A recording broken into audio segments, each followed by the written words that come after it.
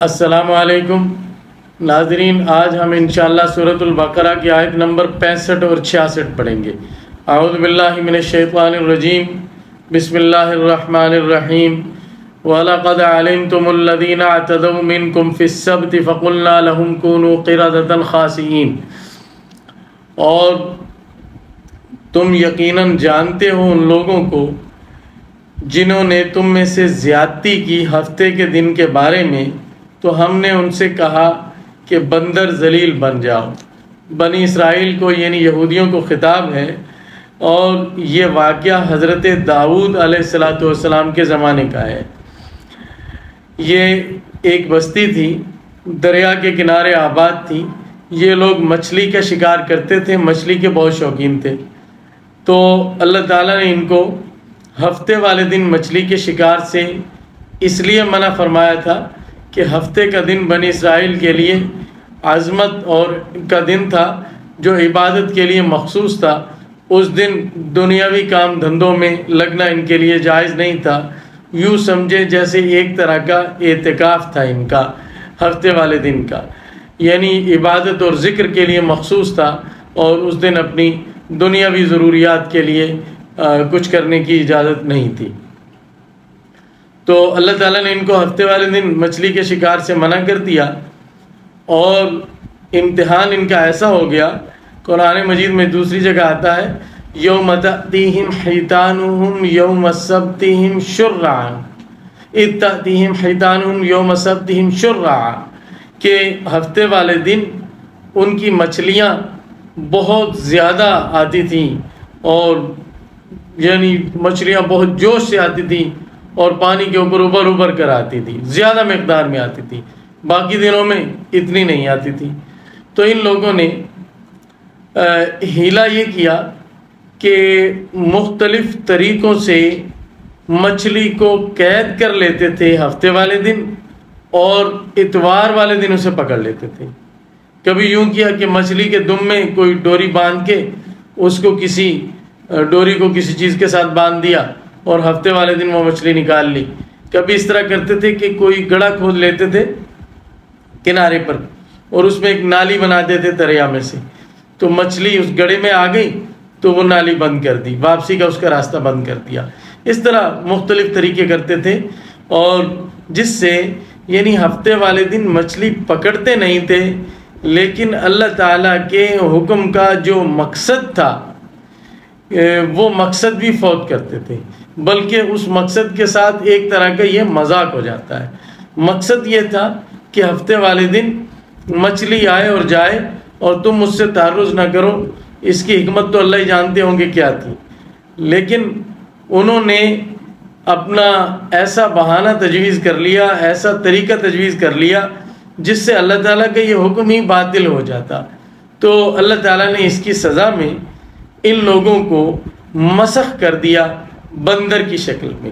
اور دوسری جگہ قرآن مجید میں آتا ہے بندر اور خنزیر، دو جانوروں میں اللہ تعالیٰ نے ان کو مسخ کیا، اور روایات سے معلوم ہوتا ہے کہ ان کے جوان بندروں کی شکل میں مسخ کیے گئے، اور بوڑھے خنزیروں کی شکل میں مسخ کر دیے گئے، شکلیں بگاڑ دی گئیں۔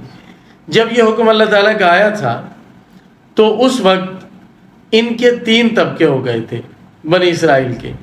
ایک طبقہ تو علماء اور صلحاء کا تھا، جو نہ خود شکار کرتے تھے اور نہ ان کے اس فعل پر راضی تھے، بلکہ ان کو منع کرتے تھے۔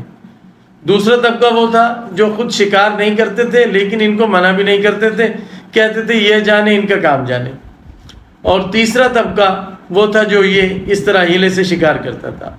جب اللہ تعالیٰ کی پکڑ آئی تو دونوں طبقے، شکار کرنے والے اور وہ جو منع نہیں کرتے تھے، یہ ذمہ داری ادا نہیں کرتے تھے امر بالمعروف اور نہی عن المنکر کی، ان دونوں طبقوں کو اللہ تعالیٰ نے بگاڑ دیا اور ان کی شکلیں مسخ کر دی تھی۔ بعض روایت میں یہ آتا ہے کہ علماء اور صلحاء نے جب ان سے نا امید ہو گئے تھے ان کی اصلاح سے، اور ان کو یقین ہو گیا تھا کہ اب ان لوگوں پر اللہ تعالیٰ کا عذاب آئے گا، تو وہ بستی میں ان سے الگ ہو گئے تھے، اور یوں بستی کے 2 حصے ہو گئے تھے، ایک میں علماء اور صلحاء تھے اور دوسرے میں یہ لوگ تھے۔ تو ایک دن وہ ان نیک لوگوں نے، علماء و صلحاء نے یہ محسوس کیا کہ دوسری طرف بستی میں سناٹا ہے، کوئی آوازیں نہیں آ رہی انسانوں کی، چلنے پھرنے کی، کام کاج کی۔ یہ لوگ وہاں گئے تو دیکھا کہ یہ سب لوگ جانوروں کی شکل میں، بندروں اور خنزیروں کی شکل میں بگڑ چکے ہیں، اور روایات میں یہ بھی آتا ہے کہ یہ مسخ شدہ بندر خنزیر اپنے رشتہ داروں کو پہچانتے تھے اور ان کے پاس آ کر روتے تھے۔ 3 دن کے بعد وہ لوگ اللہ تعالیٰ کے حکم سے ہلاک ہو گئے اور ان کی نسل ختم ہو گئی۔ حضرات صحابہ رضی اللہ تعالیٰ عنہ نے نبی کریم صلی اللہ علیہ وسلم سے پوچھا تھا کہ کیا موجودہ بندر اور خنزیر یہ وہی بنی اسرائیل ہیں بگڑے ہوئے؟ تو آپ نے فرمایا نہیں، یہ بندر اور خنزیر تو پہلے ہی اللہ تعالیٰ کی مخلوق ہے، یہ پہلے سے موجود تھے۔ اللہ تعالیٰ کا ضابطہ یہ ہے کہ جب کسی قوم کی شکل بگاڑتے ہیں تو پھر اس کی نسل کو باقی نہیں رکھتے، اس قوم کو ختم کر دیتے ہیں۔ تو یہ بنی اسرائیل جو اس طرح بگڑ گئے تھے مسخ کے عذاب سے، یہ اللہ تعالیٰ نے ان کو 3 دن کے بعد ختم کر دیا تھا۔ یہاں ایک اصولی بات سمجھنی چاہیے کہ کیا اللہ تعالیٰ کے احکام میں ہیلا کرنا جائز ہے یا نہیں؟ علماء بہت سارے مسائل کا حل بتایا کرتے ہیں کہ یوں ناجائز ہے، لیکن یہ ہیلا کر لو، یہ طریقہ ہے، یوں کر لو تو پھر جائز ہو جائے گا۔ اس کی کیا حیثیت ہے؟ اس کو اچھی طرح سمجھ لینا چاہیے کہ اگر ہیلے کا مقصد اللہ تعالیٰ کے حکم کو توڑنا ہے تو انسان ایسے ہی اللہ تعالیٰ کے غضب کا مستحق ہوگا جیسے یہ قوم ہوئی۔ مثال کے طور پر اللہ تعالیٰ کا حکم یہ ہے کہ اگر کوئی آدمی اپنی بیوی کو 3 طلاق دے دے تو اب ان کے راستے الگ ہیں۔ اب وہ عورت کسی اور خاوند، کسی اور آدمی سے شادی کرے گی، اس کے نکاح میں واپس نہیں آئے گی، اور یعنی ان دونوں کے راستے جدا ہو گئے۔ ہاں اگر دوسرا آدمی اتفاق سے طلاق دے دے، ان کی نہ بنے آپس میں، اتفاق سے اگر وہ طلاق دے دے یا فوت ہو جائے تو پھر یہ پہلے خاوند کے ساتھ اس کا دوبارہ نکاح ہو سکتا ہے۔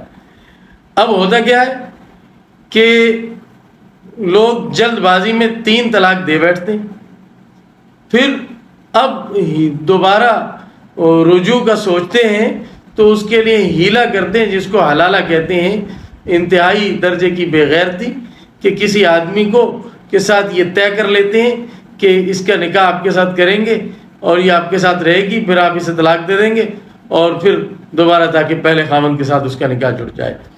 یہ وہی ہے کہ اللہ تعالیٰ کی منشا یہ ہے، جس طرح یہاں پر تھی کہ یہ مچھلی نہ پکڑیں ہفتے والے دن، جیسے بھی آئے مچھلی جائے، اسی طرح یہاں اللہ تعالیٰ کی منشا یہ ہے کہ جس نے 3 دے دی ہیں اب ان کے راستے جدا ہونے چاہیے، اب یہ آپس میں کبھی نہ جوڑیں۔ تو اس حکم کو باطل کرنا مقصد ہے، اور اس کے لیے وہی ہیلا تلاش کیا گیا جس کو حلالہ کہتے ہیں۔ یہ ایسے ہی آدمی اس پر اللہ تعالیٰ کے غضب کا مستحق ہوتا ہے جیسے یہ قوم ہوئی۔ فرمایا رسول اللہ صلی اللہ علیہ وسلم نے، اللہ تعالیٰ نے حلالہ کرنے والے پر اور جس کے لیے حلالہ کیا جائے ان دونوں پر لعنت کی ہے۔ لعن اللہ المحلل والمحلل لہ، یہ حدیث ہے۔ اور اگر ہیلے کا مقصد اللہ تعالیٰ کے حکم کو توڑنا نہیں ہے بلکہ حکم کو پورا کرنا مقصد ہے، حکم ٹوٹتا نہیں ہے، بعض اوقات حرام سے بچا جاتا ہے ہیلے کے ذریعے اور اللہ تعالیٰ کے حکم کو باطل کرنا لازم نہیں آتا، وہ ہیلا نہ صرف جائز ہے بلکہ احادیث سے ثابت ہے۔ مثال بھی حدیث سے ہی دیتا ہوں۔ نبی کریم صلی اللہ علیہ وسلم کے پاس ایک دفعہ خیبر کی کھجوریں لائی گئیں، آپ نے نوش فرمانا شروع کی، کھجور بہت عمدہ تھی، تو آپ نے پوچھا کہ کیا خیبر کی ساری کھجوریں ایسی ہوتی ہیں؟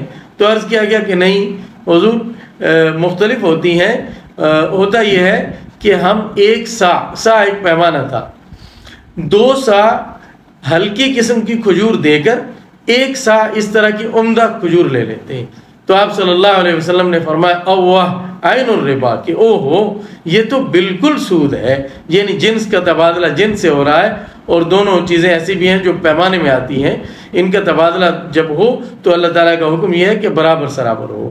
تم یوں کیا کرو کہ وہ جو ہلکی کھجور ہے دوسا اس کو دراہم کے عوض بیچا کرو، یعنی قیمت کے عوض بیچ دیا کرو، کرنسی کے عوض، اور اسے وصول کر لو، پھر ان پیسوں سے عمدہ کھجور خرید لو ایک ساتھ۔ یہاں دیکھیے اب اللہ تعالیٰ کی منشا یہ نہیں ہے کہ جس آدمی کے پاس ہلکی کھجور ہو وہ اچھی کھجور ہی نہ کھائے، بلکہ منشا یہ ہے کہ سود کے راستے کو بند کرنا ہے۔ سود کا راستہ جو قرض کی صورت میں اللہ تعالیٰ نے بند کیا، اس کا چور دروازہ نکل سکتا ہے اگر چیزوں کی آپس میں سودا بازی کی جائے، چیزوں کا آپس میں تبادلہ کیا جائے، کہ ادھار پیسے دے کر تو سود لے نہیں سکتا، اب یوں کرے گا کہ ادھار گندم دے دے گا اور کہے گا میں بدلے میں 2 من گندم دوں گا۔ تو اللہ تعالیٰ نے یہ راستہ بند کر دیا کہ جب جنس کا جنس سے تبادلہ ہوگا، کمی بیشی بھی جائز نہیں ہوگی، ادھار بھی جائز نہیں ہوگا، تاکہ اس سود کا دروازہ بند ہو جائے۔ مقصد یہ نہیں تھا کہ ہلکی کھجور والا اچھی کھجور ہی نہ کھائے۔ تو اب آدمی کو اچھی کھجور کی ضرورت ہے، تو اس کے لیے رسول اللہ صلی اللہ علیہ وسلم نے یہ ہیلا بتایا ہے۔ ایسا ہیلا کرنے سے، یعنی ادنا کھجور پیسوں کے عوض بیچ کر ان پیسوں سے اعلیٰ کھجور خریدنے میں نہ اللہ تعالیٰ کا حکم باطل ہوتا ہے، نہ ٹوٹتا ہے، اور انسان کا مقصد بھی پورا ہو جاتا ہے۔ یہ ہیلا، اس طرح کے مختلف ہیلے فقہا بتایا کرتے ہیں، یہ ہیلے جن سے اللہ تعالیٰ کا حکم ٹوٹتا نہیں بلکہ پورا ہوتا ہے، یہ ہیلا نہ صرف جائز ہے بلکہ یہ وہ راستہ اور وہ سہولت ہے جو اللہ تعالیٰ اپنے بندوں کو دینا چاہتے ہیں۔ ان دونوں میں فرق کرنا چاہیے۔ تو حضرات علماء کے بتائے ہوئے ہر ہیلے کو کہنا کہ یہ بنی اسرائیل کی طرح کا بہانہ ہے، یہ بھی کم علمی کی بات ہے، اور در حقیقت وہ آدمی کی بھی بات کی تہ کو نہیں پہنچا جس نے اس حقیقت کو نہیں سمجھا۔ تو بہرکیف اللہ تعالیٰ نے ان کو بندر اور سور بنا دیا۔ اگلی آیت میں ہے فَجَعَلْنَاهَا نَكَالًا لِمَا بَيْنَ يَدَيْهَا، ہم نے اس واقعے کو عبرت بنایا ان لوگوں کے لیے جو اس زمانے کے تھے، وَمَا خَلْفَهَا، اور ان لوگوں کے لیے جو بعد میں آنے والے تھے، وَمَوْعِظَةً لِّلْمُتَّقِينَ، اور پرہیزگاروں کے لیے نصیحت بنایا، یعنی عبرت اور سزا ان کے لیے جو نافرمان ہیں، اور جو فرما بردار ہیں ان کو اس سے ایک سبق ملا اور مزید نصیحت ملی۔ یہاں تک ناظرین سورۃ البقرہ کی آیت 66 آیتیں مکمل ہوتی ہیں۔ انشاءاللہ سلسلہ جاری رہے گا۔ اللہ حافظ۔ فرقہ واریت سے بالاتر اور خالصاً قرآن و سنت کی زبان میں قرآن کریم کو سمجھنے کے لیے ہمارے چینل کو سبسکرائب کریں۔